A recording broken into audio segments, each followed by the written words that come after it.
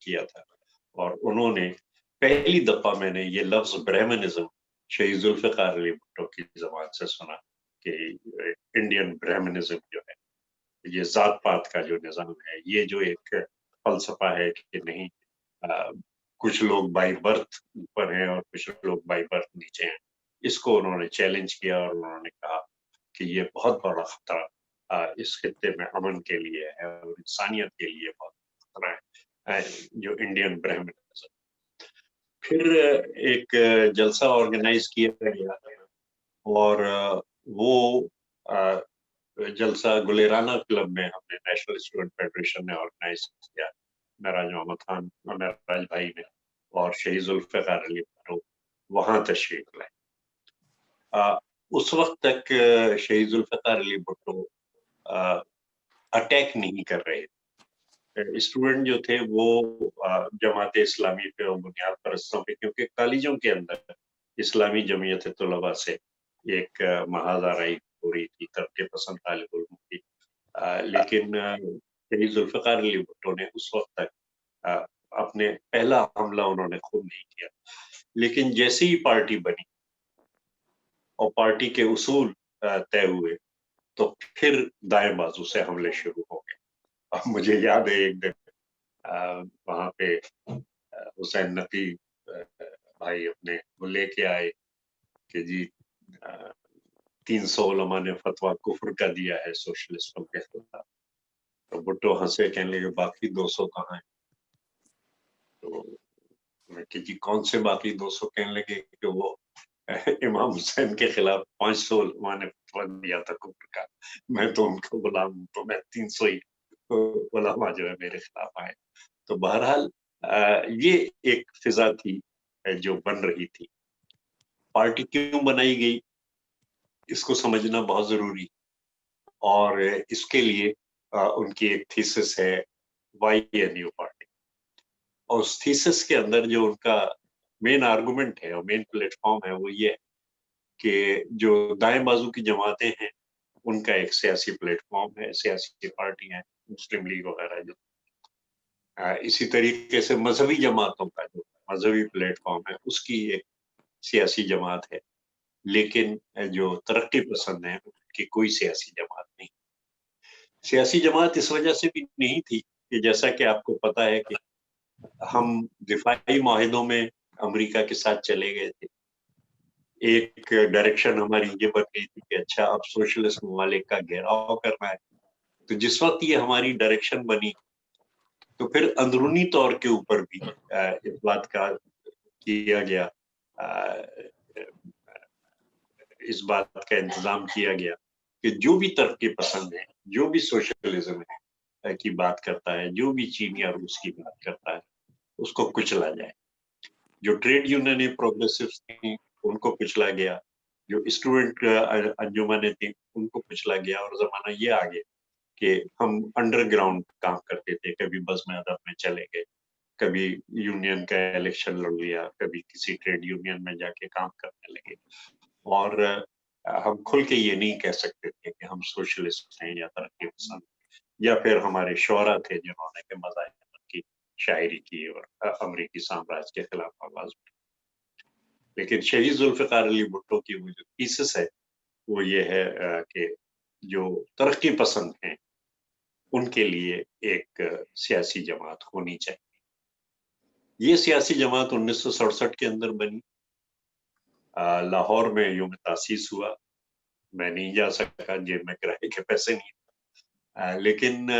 بڑی بات یہ ہے کہ جو بیان آیا جنرل موسیٰ کا جو گورنر تھے ویسٹ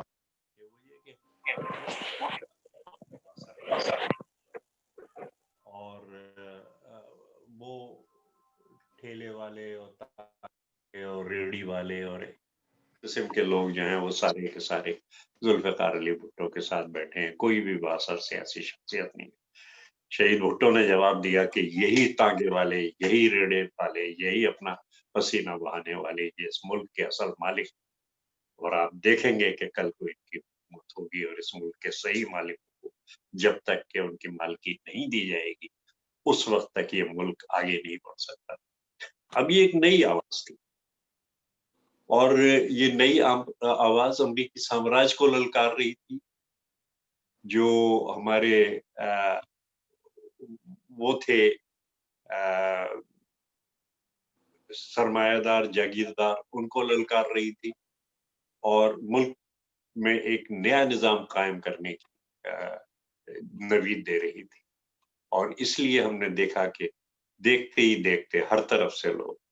وہ آئے اور پارٹی میں کو مستحکم کرتے رہے، اور جہاں جہاں ترقی پسند یا اچھی سوچ رکھنے والے لوگ تھے وہ پاکستان پیپلز پارٹی میں وہ جو ہے ورایت الناس یدخلون فی دین اللہ افواجا، وہ ایک چیز ہمارے سامنے آئی، اور لوگ جو تھے اس میں جمع ہوئے، اور 2 سال کے اندر اندر ہم نے تمام جو باقی پارٹیاں تھیں ایک طریقے سے ان کو ہم نے پیچھے دھکیل دیا، خاص طور سے جو یہ انتہا پسند پارٹیاں تھیں، وہ مذہبی انتہا پسند، وہ ساری کی ساری جو تھیں وہ اپنے وہ پس پش چلی۔ یہ بات ہے کہ یہ تبدیلی آئی اور پارٹی کے اصول بنے، اور ان اصولوں کو سمجھنا بہت ضروری ہے۔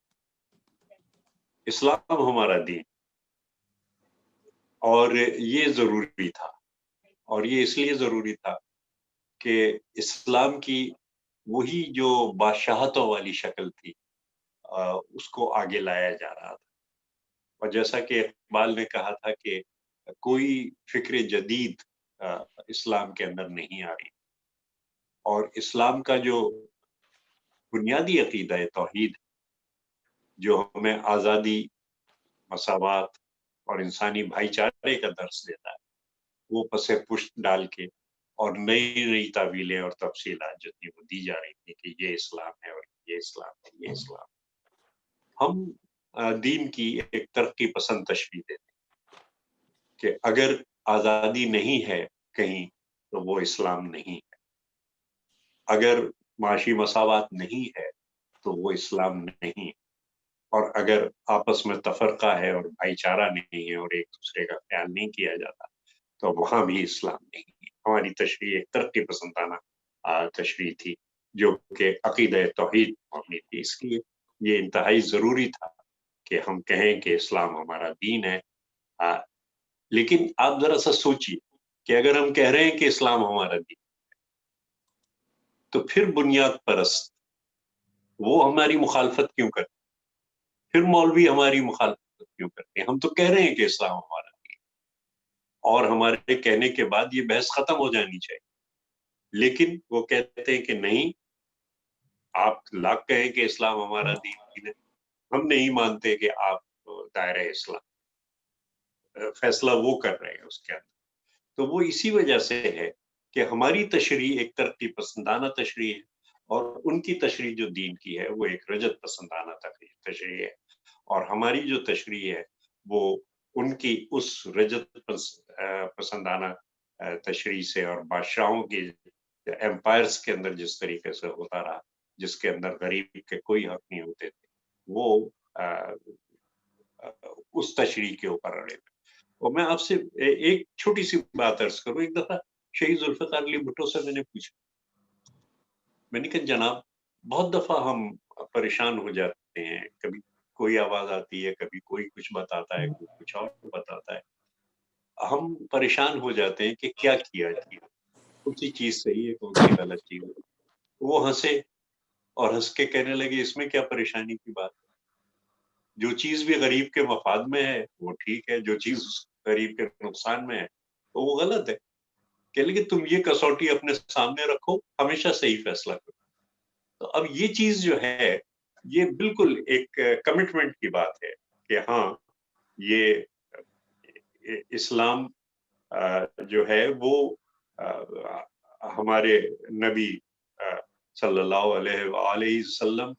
وہ غریبوں کے اور غلاموں کے اور یتیموں کے اور بیواؤں کے سرپرست تھے، جیسا کہ حالی نے مسدس حالی میں بڑی تفصیل سے وہ نبیوں میں رحمت لقب پانے والا، مرادیں غریبوں کی برلانے والا، یہ ایک ڈائریکشن ہے کہ یہ جو ایک तरक्की पसंद तशरीह है दीन की। इस्लाम हमारा दीन है, हमारा पहला उसूल ये बना। जमहूरियत हमारी सियासत, वो इसलिए कि जमहूर जो है वो मुल्क के मालिक हैं और जमहूरियत की राय जो है वो मुकद्दम है और सब पे हावी है, और जमहूर की राय से हमारे मुल्क में हुकूमत बनेगी और कोई उसका तरीका दूसरा नहीं है। सोशलिज्म हमारी मईशत, इस पर बड़े हंगामे हुए और बड़ी तनकीद की गई है सब, और खासतौर से ये तनकीद जो थी वो मुझे अफसोस है कि उलमाए दीन की तरफ से आ रही कि जनाब ये तो बिल्कुल सोशलिज्म जो है ये कुफ्र है और ये तमाम चीजें ये आ रही थी, और बड़ी एक मुल्क के अंदर जो जज्बात को भड़का के हमारे खिलाफ काम किया जा रहा था। जुल्फ़िकार अली भुट्टो शहीद ने सिर्फ एक जवाब इसका दिया, जो कि बिल्कुल बुरहान काते है, एक आखिरी दलील है, वो ये कि इस्लाम हमें माशी मसावात का हुक्म देता है और मसावात को कायम करने का तरीका सोशलिज्म। ये एक ऐसी बात थी कि जिसका जवाब किसी के पास नहीं था कि हाँ इस्लाम का तकाजा ही ये है कि, और ये उस चीज की बात है कि जो 48 में स्टेट बैंक की तकरीर मोहम्मद अली जिन्ना कायद आजम की है कि इस्लामिक सोशलिज्म की, जिसमें उन्होंने बात की मगरिब के जो माशी निज़ाम थे उनको जो कहा और कहा कि जागीरदारी जो है वो उसको उसकी कोई जगह नहीं होगी पाकिस्तान के अंदर। ये वो जो बात उस तकरीर के अंदर कही गई थी, ये उनका एक परतो था, ये उसूल के सोशलिज्म हमारी मईशत है, और ये कि हम मुल्की सनती तरक्की जो है उसके अंदर पब्लिक सेक्टर का एक रोल देखते हैं। हम जो लैंड रिफॉर्म्स है, ज़राई इस्लाहात, वो उनको हम ज़रूरी समझते हैं कि जो ज़मीन को बो रहा है वही उसका मालिक।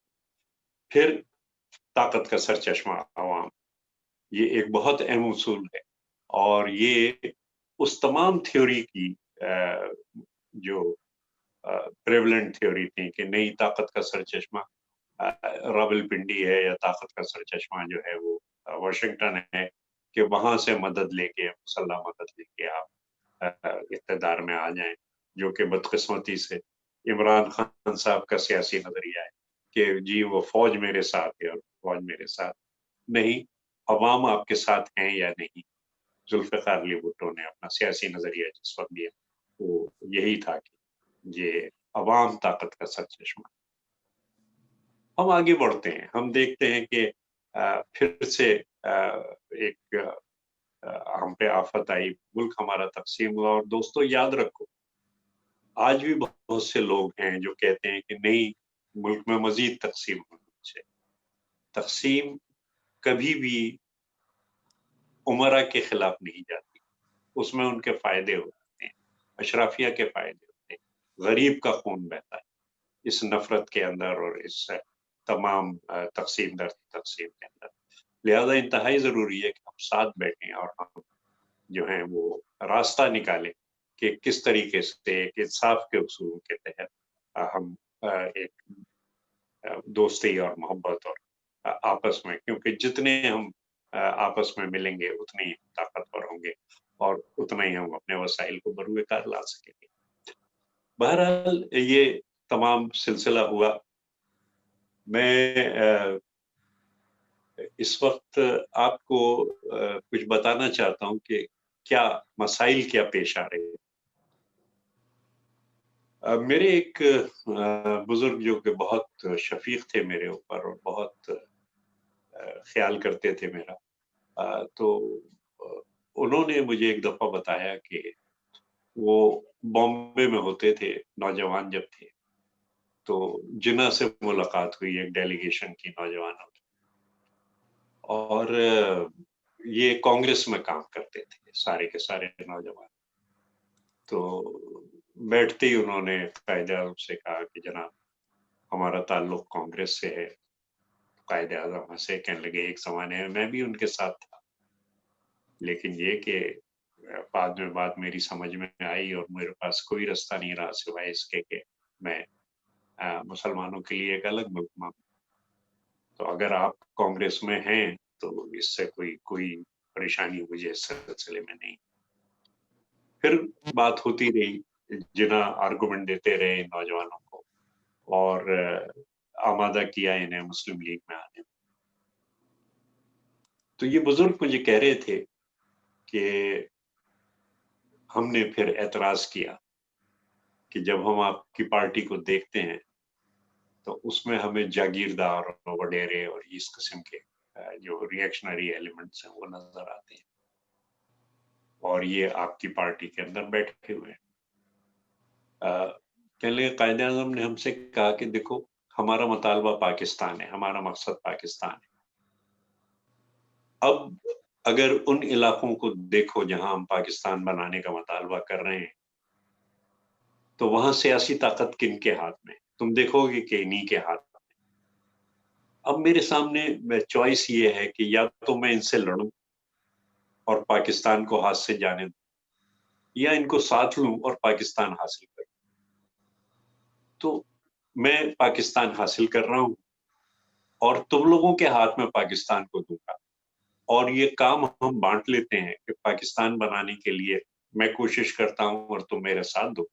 اور پھر ان جاگیرداروں کو پاکستان کی سیاست سے نکالنے کے لیے اور یہاں پہ ایک منصفانہ نظام قائم کرنے کے لیے وہ تم لوگ کرو. وہ بزرگ بالکل آبدیدہ ہو کے کہنے لگے کہ جنہوں نے اپنا وعدہ پورا کیا، ہم اپنا وعدہ پورا نہ کر سکے اور نہ ہم نے دھیان دیا کہ ہمیں یہ کرنا ہے. شہید ذوالفقار علی بھٹو نے وہاں سے چیز اٹھائی جہاں سے جناح نے چھوڑی. جی ہاں، بااثر لوگ تھے، جاگیردار تھے، وڈیرے تھے جو کہ پارٹی میں آئے، لیکن ایک بہت بڑی تعداد جن شہید ذوالفقار علی بھٹو نے نظریاتی کارکنوں کو پارٹی کے اندر شامل کیا. اور جس وقت الیکشنز ہوئے تو اگر کچھ جاگیرداروں کو سیٹیں دی گئیں ان کی سیاسی پوزیشن کی وجہ سے، تو بہت بڑی تعداد جو نظریاتی لوگ تھے ان کو سیٹیں دی گئیں. اور ایسا کیا گیا کہ اگر قومی اسمبلی پہ وہ جاگیردار بیٹھا ہے تو نیچے کی 2 صوبائی اسمبلیاں، صوبائی جو امیدوار ہیں اسمبلی کے وہ نظریاتی کارکن ہیں. اور اس طریقے سے ایک کمبینیشن بنایا کہ ہاں ہم انتخابات بھی جیت سکیں اور نظریاتی کارکن جو ہیں وہ بھی آگے آ سکیں. وہاں پہ ہم سے ایک بہت بڑی غلطی ہوئی، اور میں سمجھتا میں اس غلطی میں شامل تھا.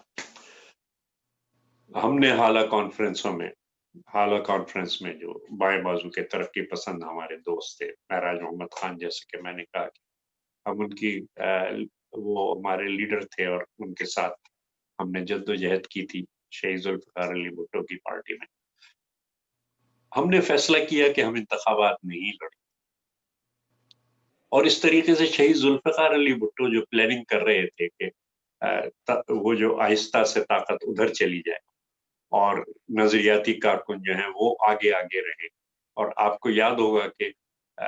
اگر ایک طرف غلام مصطفیٰ کھر کو انہوں نے نائب بنایا تو دوسری طرف معراج محمد خان کو اپنا نائب بنایا، کہ وہ نظریاتی کارکن. ہم سے جو بڑی فاش غلطی ہوئی اس دور میں ان نظریاتی کارکنوں سے، اور میں اس غلطی کو تسلیم کرتا ہوں کہ ہم نے شہید ذوالفقار علی بھٹو کا ساتھ چھوڑ دیا اور ہم ان سے اختلاف کو اس حد تک لے گئے. اختلاف آپ کرتے ہیں، بات آپ کرتے ہیں، لیکن ایک فیصلہ اگر ہوتا ہے تو پھر اس پہ چلتے ہیں.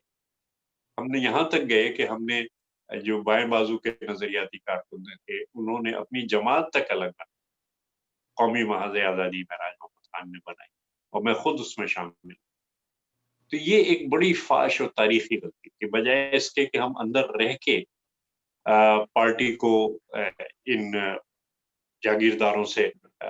الگ کرتے، ہم نے یہ کہا کہ نہیں، بھٹو جاگیرداروں سے مل گئے اور لہٰذا اب ہمارے اور ان کے راستے جدا ہیں. اور یہ ایک بہت بہت فاش ہے. اور محترم شیخ رشید مرحوم وہ سمجھاتے رہے، اور وہ جس وقت بہت محبت بھرا انداز ہوتا تھا یا جس وقت ناراض ہوتے تھے تو وہ کاکا کر کے بات کرتے، وہ کاکا بھٹو نو نہ چھڑی، وہ کی کر رہا ہے کاکا، وہ اس طریقے سے بات کہ نہیں بھٹو کو نہیں چھوڑنا ہے جو بھی ہے. اور اس سے ایک خلا پیدا ہو اور اس خلا کو بھرا موقع پرست ایلیمنٹس سے. آپ نے دیکھا کہ کس طریقے سے ذوالفقار علی بھٹو کے چاروں طرف پرانے بیوروکریٹ اور یہ وہ سارے کے سارے جمع ہوئے اور اس خلا کو اور جو اپنے جو جاگیردار نہیں آیا تھا پارٹی میں وہ بھی آ گئے اور اس طریقے سے وہ اور جس وقت کہ برا وقت آیا تو اس وقت یہ سارے کے سارے کوئی شادیاں کر رہا تھا، کوئی ادھر تھا، کوئی ادھر تھا، اور کارکنوں کو یہ لوگ یہ کہہ رہے تھے کہ دیکھو ہم جنرلوں سے بات کر رہے ہیں، بھٹو صاحب کی جان بچ جائے گی، تم لوگ اگر جلسے جلوس کرو گے، گرفتاریاں کرو گے، جیلوں کرو گے تو وہ بھٹو صاحب کو پھانسی دے دیں گے اور پھر تم ذمہ دار. اس طریقے سے روکا گیا پاکستان میں شہید ذوالفقار علی بھٹو کے کارکنوں کو. وہ جو فرسٹریشن میں آگے لگا رہے تھے، وہ جو کوڑے کھا رہے تھے، وہ اگر مل جل کے 4 یا 5 بڑے بڑے جلسے ہم کرتے تو پھر ان ضیاء الحق مردود کی یہ ہمت نہیں ہوتی کہ شہید ذوالفقار علی بھٹو کو وہ پھانسی دے سکے. لیکن یہ ہوا اور اس کا ذمہ دار میں خود کہتا ہوں، جیسا کہ میں نے ذکر کیا کہ جو نظریاتی کارکن جو کہ ایک کلیئر لائن نہیں لے سکے، جو کہ حالات کو نہیں سمجھ سکے اور جو کہ جنہوں نے کہ فاصلہ کر لیا، میرے خیال سے تھوڑی بہت ذمہ داری ان کے اوپر بھی آتی ہے کہ ایک تاریخی جو موڑ تھا ایک ہسٹری کا، اس کے اندر انہوں نے ایک غلط فیصلہ کیا اور شہید ذوالفقار علی بھٹو کا ساتھ چھوڑ دیا. اب ہم دیکھتے ہیں ایک طویل عرصہ جدوجہد میں اللہ نے ہم پہ رحمت کی، شہید بے نظیر بھٹو ہمارے لیڈر بنے. انہوں نے سب کو اکٹھا کیا، سب کو جوڑا، آمریتوں کو چیلنج کیا، لیکن وقت گزر رہا ہے اور میں سمجھتا ہوں کہ اس دور میں جو سیاسی جدوجہد ہمارے نظریاتی لوگوں نے کی ضیاء کے دور میں خاص طور سے، اور وہ دور آپ حضرات کے سامنے ہیں، آپ میں ایسے بھی لوگ شامل ہوں گے جنہوں نے اس ظلم کے وجہ سے جلا وطنی اختیار کی اور اب تک باہر بیٹھے. وہ دور جو تھا وہ گزرا اور ہم نے آگے بڑھ کے جدوجہد کی اور ہم آگے بڑھ کے جدوجہد کرتے رہے اور ہم نے مقابلہ کیا ایک کے بعد دوسرے مارشل لاء کا، دوسرے کے بعد تیسرے مارشل لاء کا. لیکن اس جدوجہد نے ہمارے عوام کا شعور آگے بڑھا ہے. آج چوتھی نسل ہے.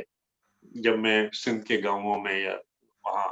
پختونخوا میں یا پنجاب میں بلوچستان میں ہوتا ہوں، چھوٹے چھوٹے بچے جب میں جی بھٹو کے نعرے لگاتے دیکھتا ہوں تو میں کہتا ہوں کہ ہاں آخری فتح بھٹو کی ہوئی ہے. کیونکہ یہ بچے جنہوں نے کہ بھٹو کا نام ہی سنا ہے، اگر ان کا شعور اس قدر بلند ہے کہ یہ جیو بھٹے کے نعرے لگا رہے ہیں، یہ چوتھی نسل ہے کارکنوں کی،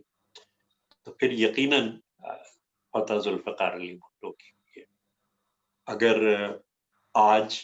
مذہبی انتہا پسندی اور دہشت گردی کو ملک کے عوام مشترکہ طور پہ، متفقہ طور پہ رد کرتے ہیں تو ہمارے پہلے اصول کی صداقت قائم ہوتی ہے کہ اسلام ہمارا دین ہے اور ہم اس جو دین کی تشریح ہے، جو رجت پسند تشریح، ہم اس کو رد کرتے ہیں. اگر وہ پارٹیاں جو کہتی تھیں کہ اسلام میں جمہوریت کی گنجائش نہیں ہے، یا وہ پارٹیاں جو جمہوریت کو شکست دینے کے لیے بنائی گئی تھیں، آج اگر وہ ہمارے ساتھ شانہ بشانہ جدوجہد کر رہی ہیں جمہوریت کے قیام کے لیے، تو پھر جمہوریت ہماری سیاست ہے. وہ ایک صحیح اصول تھا اور وہ صحیح اصول جو ہے وہ آج اس اصول کی مخالفت کرنے والے وہ مان رہے ہیں اور یہ بھٹو کی فتح ہے. سوشلزم ہماری معیشت ہے، جی ہاں، اندر شاید کچھ بھی کریں، کہنا انہیں یہی پڑتا ہے کہ ہم غریب کے لیے کام کر رہے ہیں، ہم غریب کو اوپر لائیں. کہنا انہیں یہی پڑتا ہے کہ جو IMF کی کنڈیشنلٹیز ہیں، جو مغرب کا معاشی نظام ہے، وہ نہیں چلے گا. مجبوراً ہی صحیح، لیکن چائنا کے ساتھ ہمیں روابط फौजी और माशी और सियासी बढ़ाने पड़ते हैं, ये भुट्टो की पता है। और अगर आज हर एक कह रहा है कि अवाम अवाम अवाम और अवाम ताकत का सरचश्मा है, तो ये शहीद जुल्फ़िकार अली भुट्टो का है। दोस्तों, जियालो, ये तमाम जो हमारे मुखालफिन की तरफ से उन उसूलों की बात की जा रही है जो शहीद जुल्फ़िकार अली भुट्टो ने बात कही थी, और आज हर एक जुल्फ़िकार अली भुट्टो बनने की कोशिश कर रहा है, चाहे उसे कितना ही रजत पसंद हो। आज हबीब जालिब की ऐसे दस्तूर को, सुबह बेनूर को मैं अगर एक बहुत बड़ा सरमायादार उसको गा रहा है, तो ये शहीद भुट्टो की पता है। आज अगर खुल के बात हो रही है हर इशू के ऊपर, और जमहूरियत पे इत्तेफाक राय, दहशतगर्दी के खिलाफ इत्तेफाक राय, तो फिर 50-52 साल पहले जो शहीद जुल्फ़िकार अली भुट्टो बात कह रहे थे, जो फलसफा दे रहे थे, वो सही फलसफा। और अगर मुखालफिन इस बात की तस्दीक कर रहे हैं कि वो सही फलसफा, तो इससे हमारे यकीन में इजाफा होता है, इससे हमारे हौसले में इजाफा होता है। और मैं बिल्कुल आपको एक बार फिर मुबारकबाद देते हुए इसको आज की गुफ्तगू को खत्म करूंगा कि ये हौसला और ये यकीन हमें ताकत देता है। और अब ये जो मुखालफिन हैं, ये इखलाकी तौर पे, ये सियासी तौर पे ये खत्म हो चुके हैं। अब इनकी इखलाकियात भी तबाह हो चुकी है। अब हमें हिम्मत के साथ कदम आगे बढ़ाना है। सियासी नजरिया जो शहीद जुल्फ़िकार अली भुट्टो को था, उसको उसकी सही शक्ल में आगे ले जाना है। मैं समझ अपनी अंदरूनी कमजोरियां जो हमारे अंदर है,